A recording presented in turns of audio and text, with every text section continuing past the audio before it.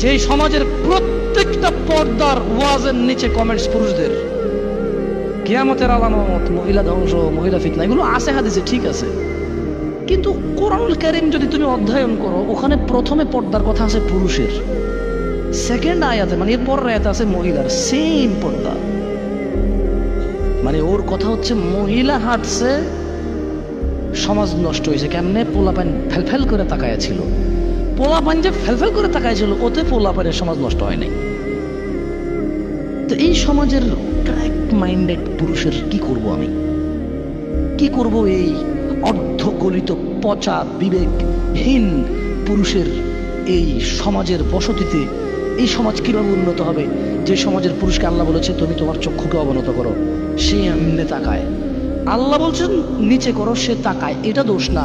মহিলা আল্লাহকে বলছে ঢেকে চলো, মহিলা খুলে চলছে কেন? মহিলার দোষ।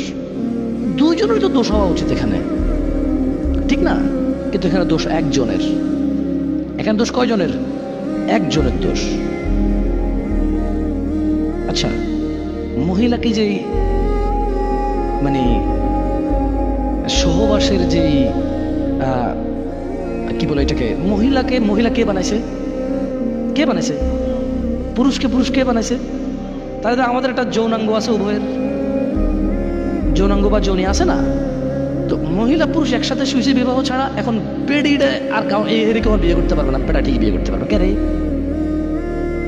দুজন তো সেম কাজ করেছে, বুঝি একজন অপবিত্র হয়ে গেছে, একজন পবিত্র রয়ে গেছে, এটা হয় নাকি? এখানে অপবিত্র কয়জন? দুইজন।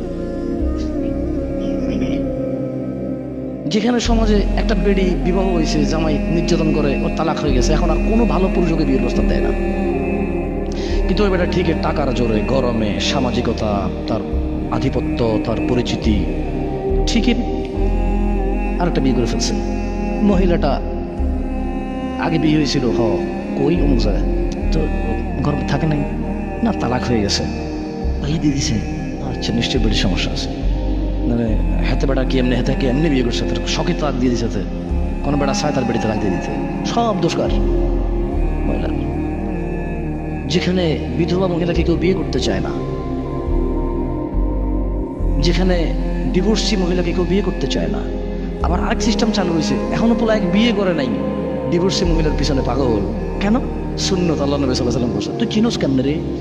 তোর চিনার পদ্ধতি কি? হ্যাঁ, ও উনি খুবই ভালো, বুঝছেন ভাইয়া? ও আচ্ছা আচ্ছা, কেমনে বুঝলাম ভালো? মানে আমি তো আসলে অবজার্ভ করেছি, বুঝছেন, কথাবার্তা বলেছি, চাল চলন খুবই ধর্মভীরু, সবসময় নামাজের কথা, আল্লাহর কথা বলে, সবসময় এগুলো বলে, রাইট? দেখছেন, মানে ও ধর্মভীরু কিন্তু বেড়ির সাথে কথা কয়। আরে তোমার যদি বিধবা মহিলার ইচ্ছা করে বিয়ে করতে, ঘটককে বলো, কারা বিয়ের মিডিয়া আছে ওদেরকে বলো, তোমার বাপকে বলো যে আব্বা আমি বিয়ে করবো, তবে আমি একজন ডিভোর্সি মেয়ে বিয়ে করব। আব্বা আমি বিয়ে করবো, আমি একজন বিধবা মেয়ে বিয়ে করব।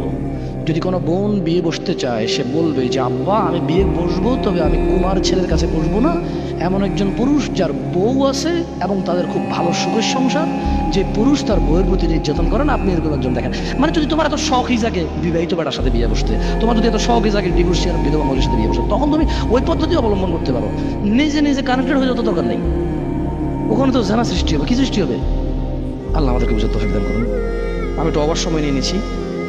إن الله وملائكته يصلون على النبي يا أيها الذين آمنوا صلوا عليه وسلموا تسليما اللهم صل على محمد وعلى آل محمد كما صليت على إبراهيم وعلى آل إبراهيم إنك حميد مجيد اللهم بارك على محمد وعلى آل محمد كما باركت على إبراهيم وعلى آل إبراهيم إنك حميد مجيد وأقيم الصلاة